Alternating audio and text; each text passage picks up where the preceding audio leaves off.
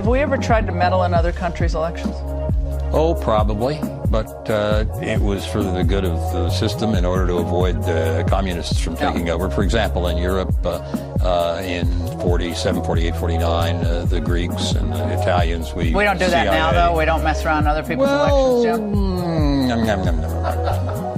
Only for a very good cause. Can you do that? Do a Vine video on a former CIA director. Only for a very good cause in the interest of democracy. All right, thanks for being here. All right, good evening, everyone. We're the entry-level left. I'm Jared. Matt. Nathan. With a vaping full cloud in your mouth. Vaping Nathan. Vaping Nathan. Vape Nation, baby. We'll see if that makes the episode. Keep it in. Anyway, so tonight we're going to be discussing imperialism because it's quite important for any leftist to understand, certainly any introductory leftist, and it's something that I think is particularly relevant to today. So with that said, let's get started. What is imperialism? Imperialism, I think it's thrown around a lot. Like, it's become sort of like a buzzword, but really, I think, to put it simply, it's just empire building. Interesting. You think it's thrown around a lot? I think so, yeah. I think it's thrown around a lot by the left. I don't think it's thrown around. The liberals throw it around, but they misunderstand it. True. But I think that's the best way to think about it, because like we'll get into talking about colonialism, which kind of goes hand in hand. Mm-hmm.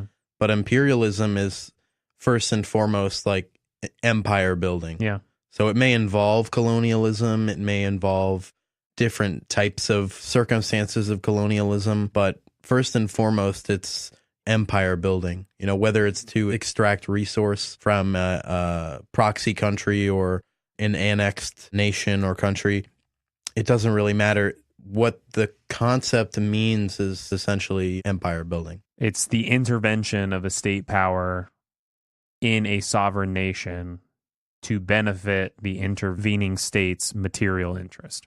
Right. I think what's so interesting about it is that it goes even before like nation states. Like there's still desires to build empires, like going all the way back to like Sargon of Akkad. Right. You're seeing it was before capitalism, like you pointed out. Mm-hmm. It was before feudalism. It was before mercantilism. Mm-hmm. Came before pretty much all that. So it feels sort of like this weird, impulsive societal itch that any sort of organized society kind of gets at some point.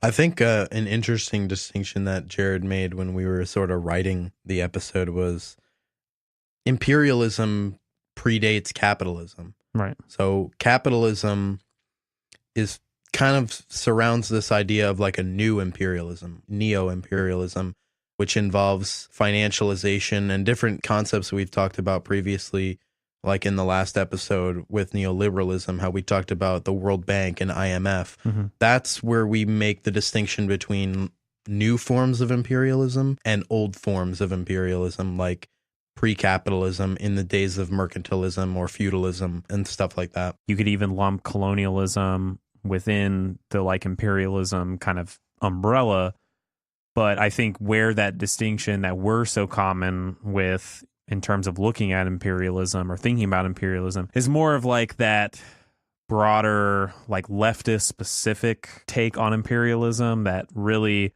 highlights the ways in which kind of capitalism expounded upon already existing forms of imperialism or conquering or, you know, anything of that with the intent to intervene in a foreign nation's affairs to extract resource, which goes all the way back really to our first episode, kind of talking about this long-term, historically materialist understanding of the development of capitalism. So too, you have these kind of new developments and variations of imperialism kind of along with that development. Right. And there are some examples in like U.S. history where if you take, for example, like the early 20th century with like the Spanish-American War and things like that, you start to see America get into this economic slump, which is then, you know, upturned by an incidence of what we would consider more the beginnings of a neo-imperialistic regime. Going kind of back to what Jared said, it takes many forms.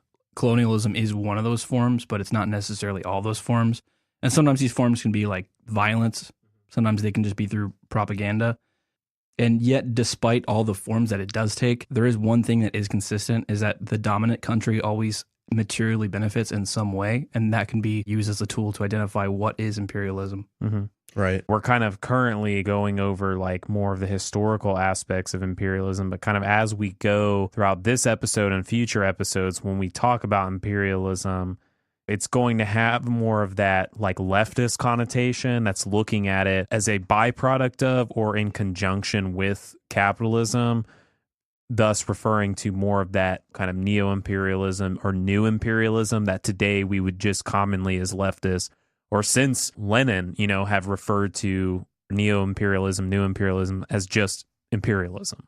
But with that, why is imperialism even a relevant topic? It's relevant because it's still happening, really. I mean, we're still seeing the effects of it. We're still seeing like residual social relationships that have developed between countries, between organizations, between corporations, between many different structures within modern society. Like you mentioned historical materialism, which is sort of like a core concept in Marxism, and analyzing the series of social conflicts throughout history that have led us to these material conditions in which we live in today. So imperialism is currently happening. Like the U.S. is currently trying to stage a coup in Venezuela right now.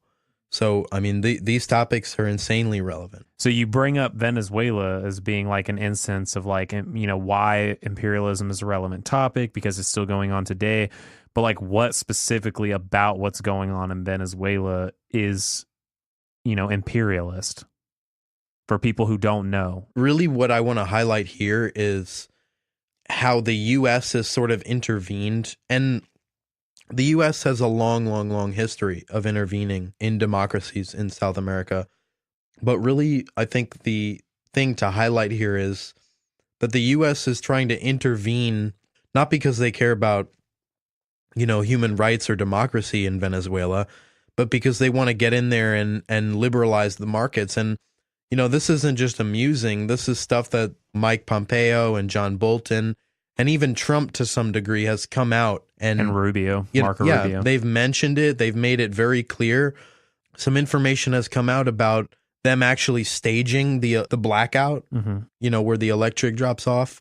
And I think they took that out of a playbook, where the idea was to sort of foment that angst against the government or the Maduro regime. The easiest way they thought to do that was to cut the electricity. Yeah, even look at like their envoy is Elliott Abrams, who's like a bona fide war criminal. Yeah, like admitted textbook imperialism. and yeah. Well, I mean, but I think too, and what you were getting at is like the U.S. is intervening specifically in quote unquote the name of democracy, but they have, in this case, and the height of the Trump administration, have specifically stated on multiple occasions that if we were to liberate their democracy, not only would they get democratic freedoms, but our companies, our corporations can get in there and take over PDVSA, which is the state-ran oil company, and they can access these new markets. And I think that right there, bringing it back to this historical analysis, is so important because historically the connection between imperialism and capitalism is to intervene directly, often with militaristic force, in a sovereign nation's affairs with the intent to generate new markets, gain access to new markets, gain access to new resources, to utilize those markets, and so on and so forth. So just to make it clear for a listener who may or may not be aware, imperialism is not the same thing as capitalism, obviously. Imperialism, in context of this discussion, may aid and abet capitalism, but they're very different concepts, and we're not trying to conflate them. Going back to the main question, which is why is imperialism a relevant topic to us, there's a sort of pervasive imperial mindset that seems to have really never ended. I think it started all the way back even like with traditional philosophy. Like very, very wise moral guy, Kant said, the race of the American people, who he's referring to is actually the Native Americans in this case, cannot be educated. It has no motivating force, for it lacks affect and passion. They are not in love, thus they are not also afraid. They hardly speak, do not caress each other, care about nothing, and are lazy. But later on, he refers to the race of the... inexplicitive. Yeah. One could say, is completely the opposite of the Americans. They're full of affect and passion, very lively and talkative, and vain. They can be educated, but only as servants. Right. So even going back to like OG philosophers, there's already like this sort of like them and us sort of divide. Right. And I think what that quote highlights is like you're essentially saying like there is this sort of philosophical moral justification, associated with these imperial acts. I mean, definitely from Kant's era on, some strong racist, xenophobic tendencies develop in society. But moreover, I think it speaks to a larger culture of just white supremacy and patriarchy that, is really endemic to Western civilization and the way it's spread and diffused, throughout the world. It's really hard to kind of divest that philosophy from just a larger cultural movement of colonialism and the spread of, white supremacy and white patriarchal elements in society in general. I tried to just come up with like a brief list of like all these different academic racism and this kind of justification for imperialism, and it was just impossible. I mean, every single discipline that you really looked into, there was just something to justify or to at least partially justify treating a group of people like they're subservient. Right. Going through like the history of a bunch of different academic disciplines, you can see where sorts of like early race realism really fits in. Herbert Spencer, who's like a sociologist, he actually made the phrase survival of the fittest, and he actually wasn't applying it to Darwin's concept of natural selection. He was actually applying it to social Darwinism. He pretty much came up with that phrase to describe essentially that the most apt to survive nations would be the ones who did survive in any case. So it kind of like built this idea that there's a hierarchy of civilizations. Another thing on the geography side of things, environmental determinism. For a long time, the pervasive belief was that depending on where you're from, the climate that you're in could affect your humanity. Right. People who were from like the subtropic areas, they weren't even viewed as fully human. What does that ultimately play into? I think it plays into a long history like associated with colonialism, imperialism, of sort of justifying those acts, right? Like we need to civilize these people. We need to bring them. And I think it does touch on like when we had initially brought up, Venezuela as a relevant current topic, which we're going to get to later. So I don't want to beat a dead horse, but it does relate to it because it's kind of like, oh, well, clearly these people don't have their own democracy. Therefore, we have to go in and establish it, which what does that really mean? It's they don't have a democracy we like, which a democracy we like could be fucking some ruthless shit like in, Chile, Pinochet, or in Saudi Arabia with that current dipshit who's in power now. Yeah, it's just sort of ironic, don't you think, that like we'll support them, they're not even a democracy, but we'll feel the need to go intervene in an actual democracy with elections. Right. Not run by a caliphate. Right. So. But anyway, so going kind of with this trajectory we're going on, what are some historical examples of imperialism that we can think of? Before we get too deep into this discussion, the main distinction or takeaway for listener who may be more on the liberal side is a great example of a colonial situation would be Vietnam, when the French sort of colonized Vietnam. That was sort of a big factor in the Vietnam War and the separation between, what was it, North and South Vietnam. A major factor. Yeah. I mean, it is pretty much the catalyst for the Vietnam War and U.S. intervention there in the first place. But I think that's an example of colonialism because the French were settling in Vietnam. They were building a society there, and they were using the resources. So sort of like an example of colonialism and imperialism. All the description about the French colonizing Indochina, aka Vietnam, like, yes, that is an example of colonialism. They're occupying the country, putting it under French rule, extracting wealth back to the like mother country, that sort of thing.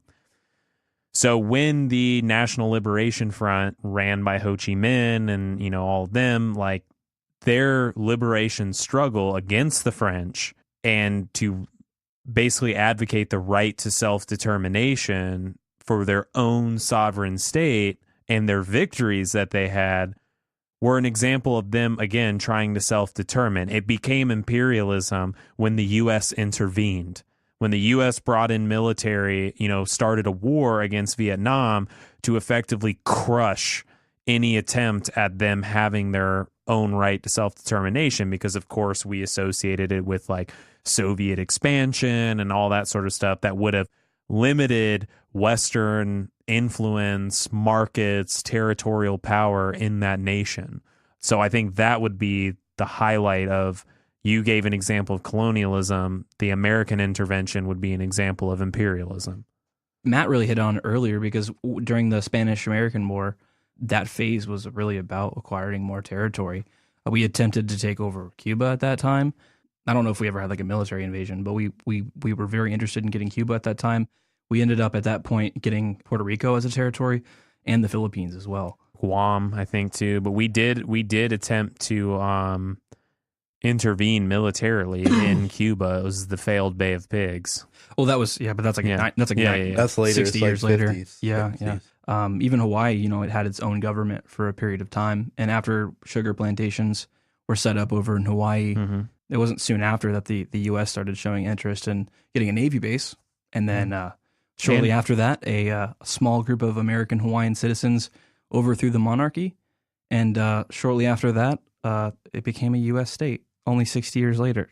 Yeah, well, I mean, it also too, they pretty much, like the U.S. government pretty much handed that fucking colony over to the Dole Pineapple Company or whatever. Anyway, I think a lot of the stuff that we're hitting at here is like kind of this cross between imperialism and colonialism. Yeah, I mean, definitely they like work with each other. Yeah, well, so, okay, that brings the next question. How is imperialism different from colonialism? So imperialism is kind of like, when we mentioned at the beginning, it's expressly like empire building, whereas colonialism, in some cases, you have an intent to settle the land, not just extract resources from it. You want to bring your people there. Right. In both cases, you're kind of doing similar things, but I think that is the main distinction, at least for me. I mean, I'm not sure how you guys conceptualize it, but for me, it's like the U.S. started out as like a colony, and then what we did to the Native Americans or the indigenous Americans would be what I would consider like imperialism. They had their own sort of like territories,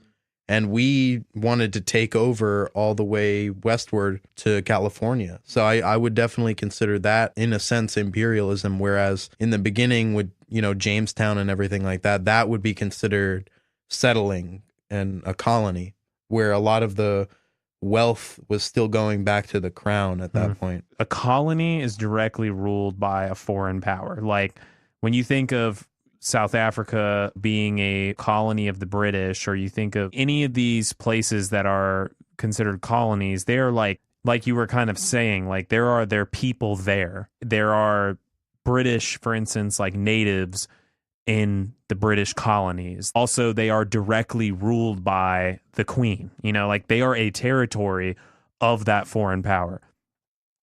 Under imperialism, it's more of an intervention with the intent to prop up maybe a national government that's sympathetic towards an imperial power, so that that imperial power can gain access to new resources. But it's different from a colony in that a colony is like specifically settled. That's why I would argue that, you know, westward expansion and the further disenfranchisement and ethnic cleansing of native populations in the United States, that was more of a colonial effort than an imperialist one.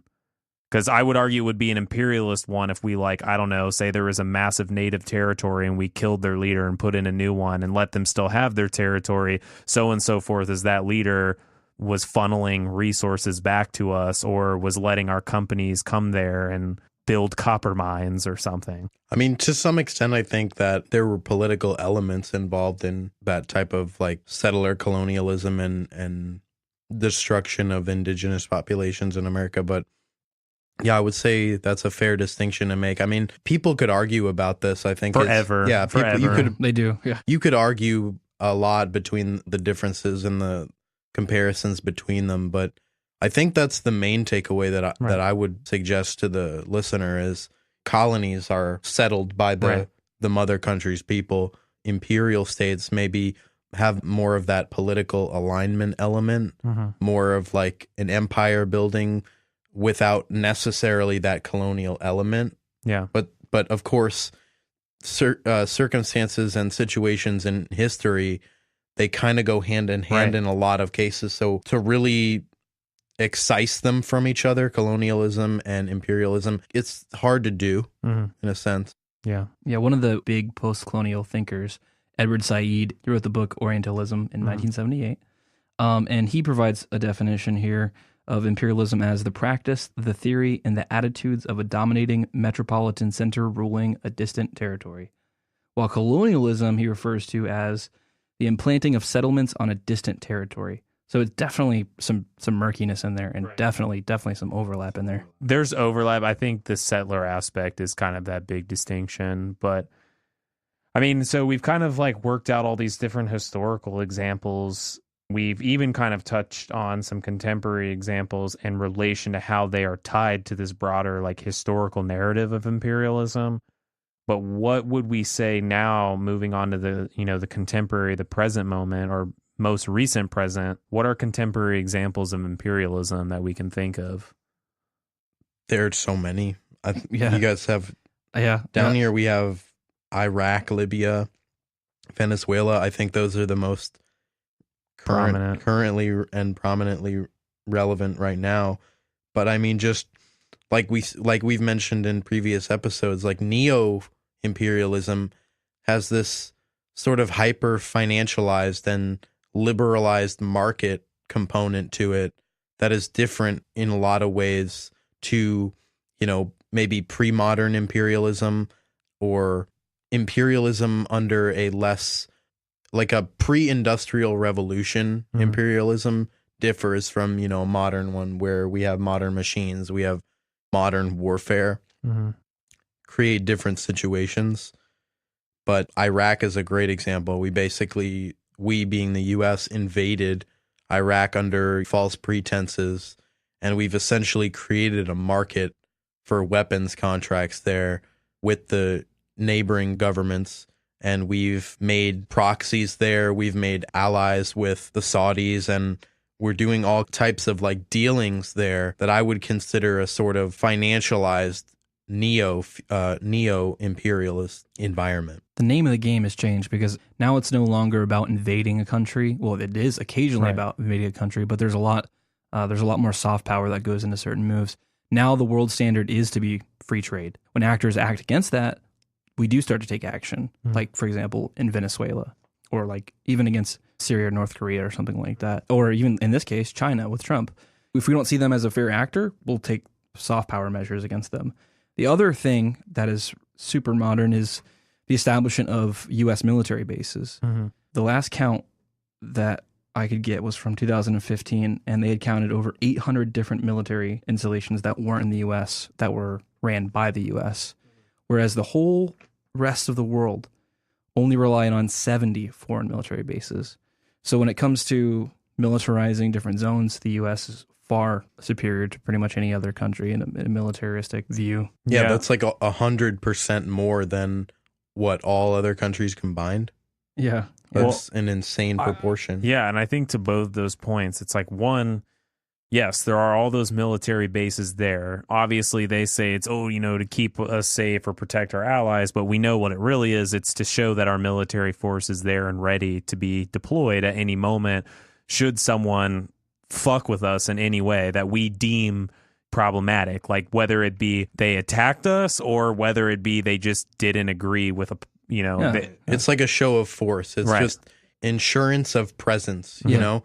And I think that's key to imperialism. It's like, it's just showing that force. Ironically, like the military bases are another form of soft power because you'll see they'll use it as like a negotiation. Like, for example, Trump is saying maybe we'll stop training exercises in South Korea. Right. And so even just having that military base in South Korea sort of gives them a chip to play against North Korea. It's the same thing with like Russia and our military bases in Ukraine. Right. We're constantly doing exercises there. Right. And that shows Russia, hey, we have something that we can hold against you. Right. What are you going to do about it? It seems like the two things that also came up in both your guys' points was like this idea of this kind of like softer imperialism, this financialized imperialism. I think that's why the International Monetary Fund, the IMF, gets the nickname Imperial Motherfucker, because now the name of the game in these sort of like softer elements is how do you just financially brutalize a nation into submission, whether it's, yes, through like austerity policies that we've talked about in previous episodes, or whether it's through these like sanctions, like we've seen with Venezuela, Iran, North Korea, Russia, whoever, basically on countries that are less powerful than us with the intent to economically discipline them into submission. However, what we're going to be looking at and monitoring over the next, couple months, maybe year, whatever, is when does this quote unquote soft power, which it's really not soft power because sanctions come at a great like human toll and human cost, how far until they do actually extend towards direct military intervention? Like hard power. Yeah, I mean, absolutely. where we're located at, I mean, we heard the helicopters and the jets like doing drills and stuff when all this like talk about, potentially dismantling Maduro was going on. So Yeah, didn't they do a drill in the city in LA? Or Yes, something like in a LA. helicopter drill? Yeah. Well, they didn't explicitly say it was like to, use against Maduro, Yeah, but you there know was, it was. Yeah, exactly. You know that they're preparing for an urban invasion. Right.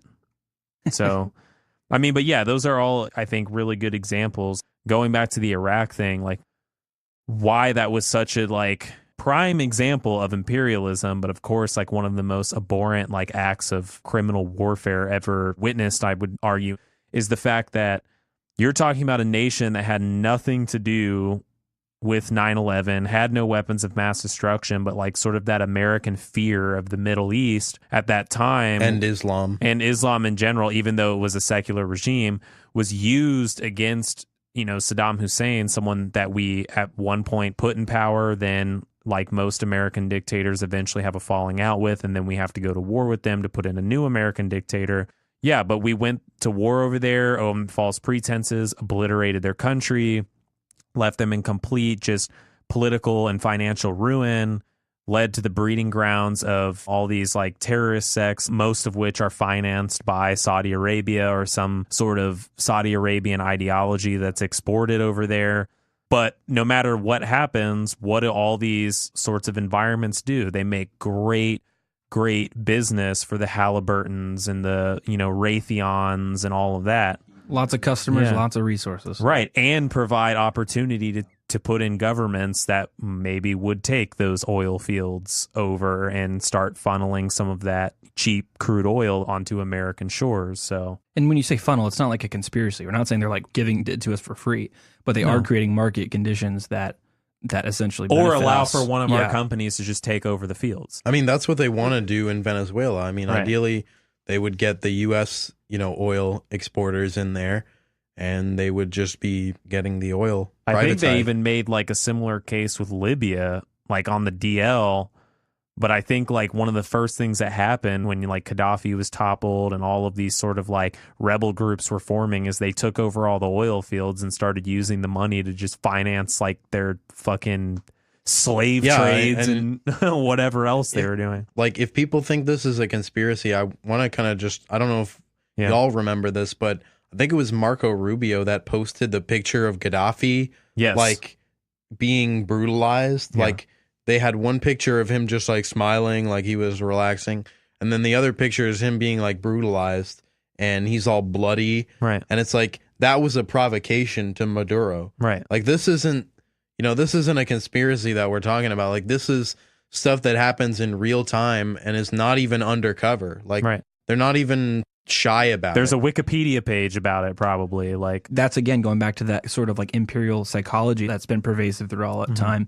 It's like to Marco Rubio, that's okay because they're doing it for the right reasons. These people don't have democracy, so Right. to take out their leader is to do a good thing, no matter what it means. However, Even they to- can bend it psychologically to make it look like they're less free and we're liberating them, and America is the quote unquote world police and the good guy. well, and I think that's a lot of it too. Is like, I'm not going to say that this sort of shit hasn't always like happened with colonialism or like imperialism and colonialism. There's always been this like justification for doing it. I mean, you have to have some justification to kill millions of people and then be able to sleep at night. Like, you have to have a narrative there, right? But I think especially in the US, especially post-Cold War, this just hyper nationalism and patriotism that the US is always right and we're always on the side of good in the world. It's literally just beat into our heads through the media, the way we're brought up, It's like second nature for a lot of people. Right. And it's hard to conceive that these people who, don't get me wrong, it's not like,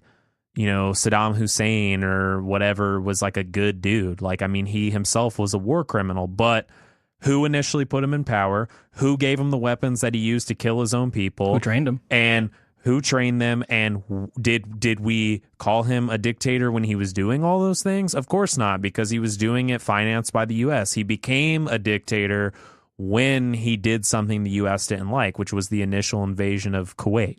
But yeah, we ignored gassing the Kurds for like how many years? Right. And but suddenly it's used as justification. But there's a pattern here, and it's that like it's first they're the good guys, then they're the bad guys, then they're the good guys again, then they're the bad guys. It's a never-ending cycle of whatever the U.S. needs to do to make sure it's fine. Mainly its material interests are always met. It's material interests, and if you notice, there's no fixed like moral principle of resource extraction. It's like these are the bad guys, they tell us, but it's like we were talking about earlier, like Saudi Arabia is not even a democracy, and they're known for like the most numerous human rights violations. To me, they're the most undemocratic country in the entire world. Then it's like a country like Venezuela, who had hundreds of international observers confirm that the Maduro election was legitimate.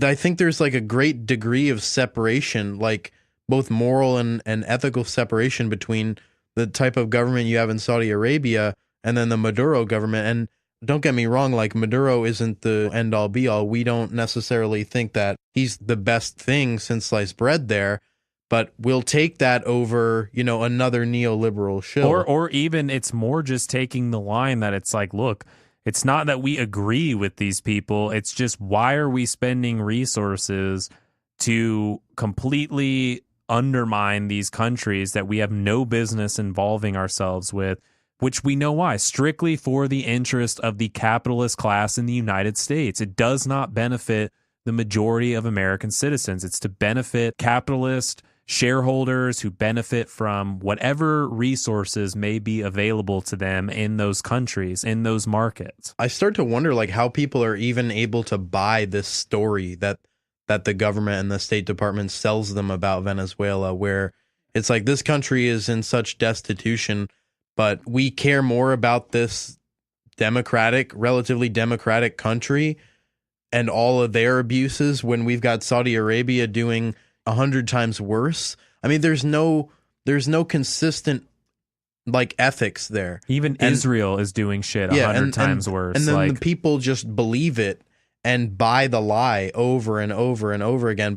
I don't know if either of you guys have seen, but Max Blumenthal has like this series where he's visiting Venezuela, and it's sort of like a comedy thing. He's like going in public and talking to people. Like one of the episodes, he went into a supermarket to just kind of show people that Venezuela is still very much a capitalist country. Like the supermarket doesn't look very much different from a supermarket in the US, and you can buy anything you need. I mean, they've even said like Denmark and Sweden are more socialist than Venezuela is. And for the listeners, if you haven't seen this, like go check out the videos that Max Blumenthal is posting about Venezuela, and you can see that he'll put side by side the mainstream media analysis saying things like they don't have toothbrushes, they don't have things like toothpaste, and then he literally goes in the supermarket in like Caracas and finds like all of these luxury items. And I mean, the rich neighborhoods are where the opposition or the supporters of Guaido are. Or if they're in the U.S., they're in the rich neighborhoods of Miami, just like the rich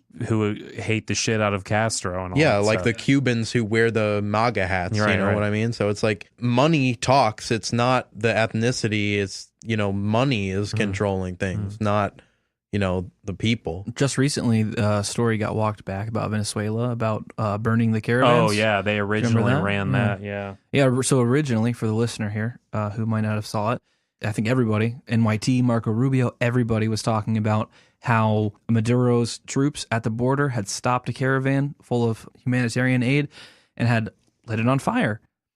Well, probably a few days after that story comes out, there's some videotapes of opposition protesters pretty much throwing Molotovs directly at the trucks only seconds before they erupt in flames. Right. So it's pretty and hard we'll to include that in the show notes. Yeah, we'll Yeah. put all the info we're talking about. We'll put it in the show notes so you have it. And the point of that is not just like, hey, look, they're wrong. This is one time, but it's this overarching thing where whenever something happens like this, the establishment is so quick to jump on this, whether it's like this scenario or if it's like WMDs in Iraq.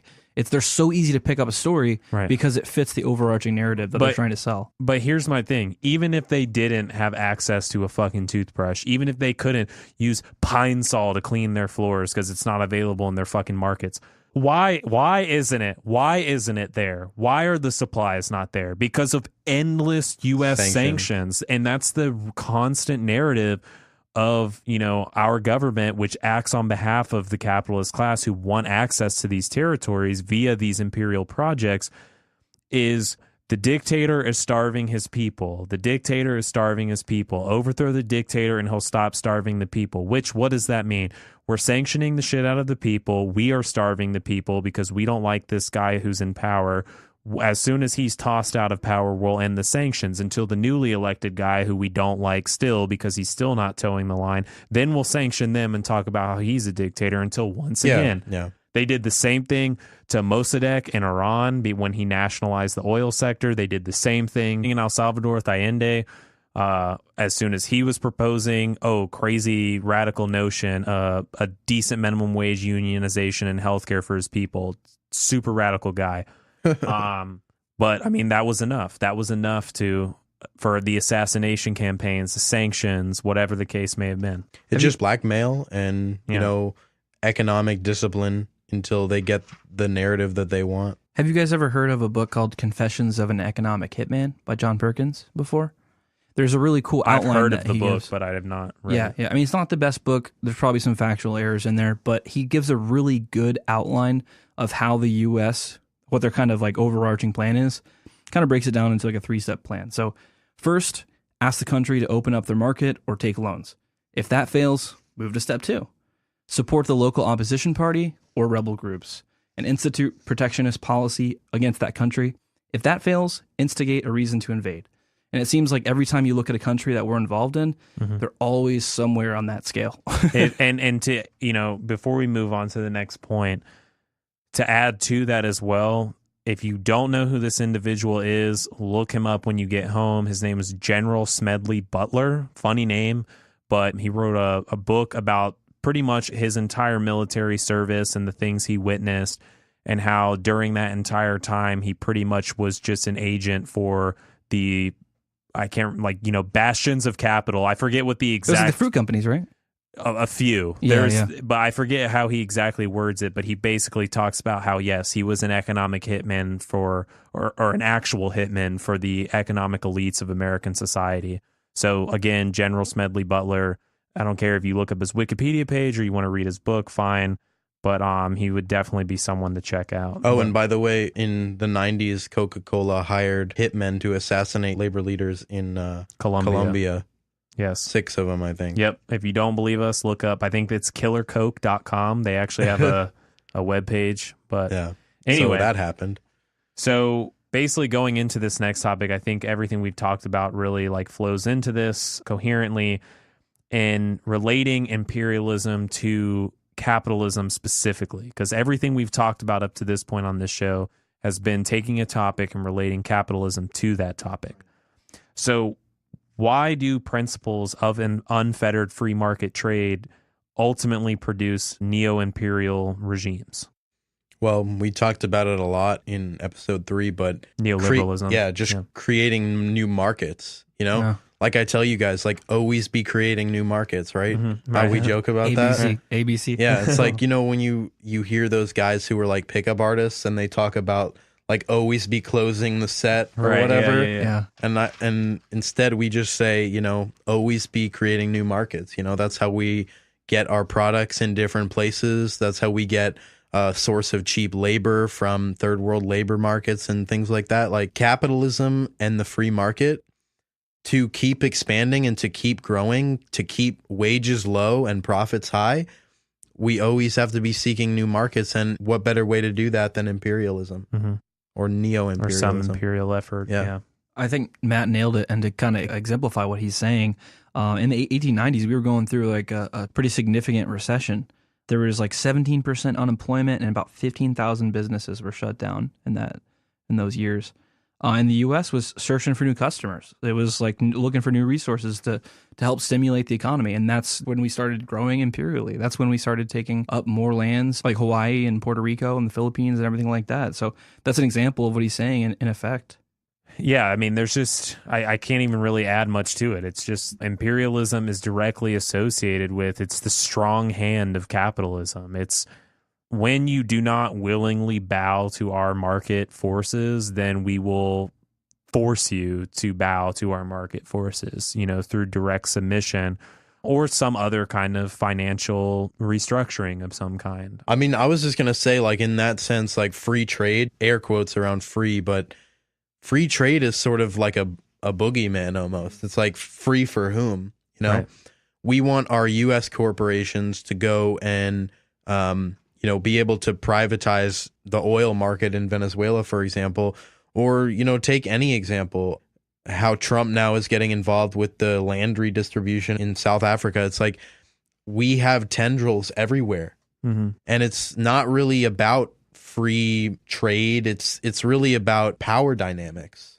Yeah, and it's important, I think, what you just said, those, we have those tendrils or those tentacles like spread throughout the world. It's important to keep in mind, like, those influences, those tentacles that we have out there are very, very ideologically motivated. The idea that there isn't a concerned or coherent effort, an organized effort, to continue the perpetuation of these American imperial efforts with the intent to gain access to more capital, gain access to new markets, that's going to continue. And it's important to be aware of how concerted and coherent that effort is. It's a clear-cut machine at this point. I mean, you can't deny it. If we look back historically, that's the point of the Marxist analysis of historical materialism. So with that, then, where should the left be on anti-imperialist positions today? I mean, they should be anti-imperial, without a doubt. There's no circumstance where we should be supporting any type of imperial regime or intention. I mean, no matter how much we oppose, certain governments or certain ideological forces, like Marxists, socialists, and people on the left should be supportive of a nation's right to self-determine their own destiny. Yeah, I think every time you see any sort of like pro-interventionalist type speech, you should speak against it. Right. If you see people who are trying to make a case, and it doesn't necessarily have to be for boots on the ground, even if they're making a case for embargoes or for like any kind of trade or tariff type situation, you should be critical of those things and think, well, are we doing this for U.S. interest purposes, or are we doing this as a humanitarian thing for that population? I would add to what's already been said in just that, yes, the left should be anti-imperialist. We should be taking anti-imperialist stances. But with that, understand, if you are financially burdened at home here in the United States, that's not Venezuela's fault. If you are exhibiting undemocratic tendencies in the United States, that's not another country's fault. If you don't have health care in your country currently, that's not another country's fault. Or another nationality's fault, or another religion's fault. Right. There is one minority in this country responsible for all of those things: the rich. Howard Schultz. Yeah, right. The rich, the capitalist class. These people who are adamant about the continuation of the ruling class status quo that we have in our society, in our government, that perpetuates these endless wars for their constant material benefit. And they are also directly armed financially and in some cases physically against you, the people, against us, the people, going to war with the country because it's supposedly undemocratic, whether it is or isn't, is not going to change your material conditions here. So don't advocate imperial projects. Don't fight wars abroad. Fight the fight here, because that's where it's at. I would say also realize the bullshit too.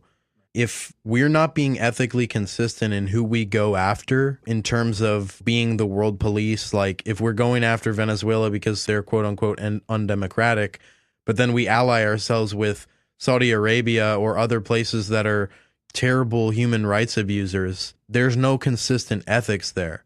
With that in mind, there's no sound basis for American exceptionalism or this idea that we have the right to just go and stomp out anybody because they are not complying with our economic system or economic policies. Thanks, guys. That was an episode of The Entry Level Left about imperialism. You can check us out on facebook.com/The Entry Level Left, or you can type in The Entry Level Left on YouTube and check out Yak69's shitty comment on our first video. Also, if you are on Twitter, we are on Twitter at The Entry Level Left. We also have a website, www.theentrylevelLeft.com. We post all of our episodes there for free, so you can get them there, you can download them there, listen to them there, whatever works for you. Also, by now, we are on iTunes and Spotify. Just search The Entry Level Left on either, and please, please, please take the time to rate us, leave us a comment, let us know what you like, what you don't like, so we can continue to improve our show for you guys. Thanks, guys.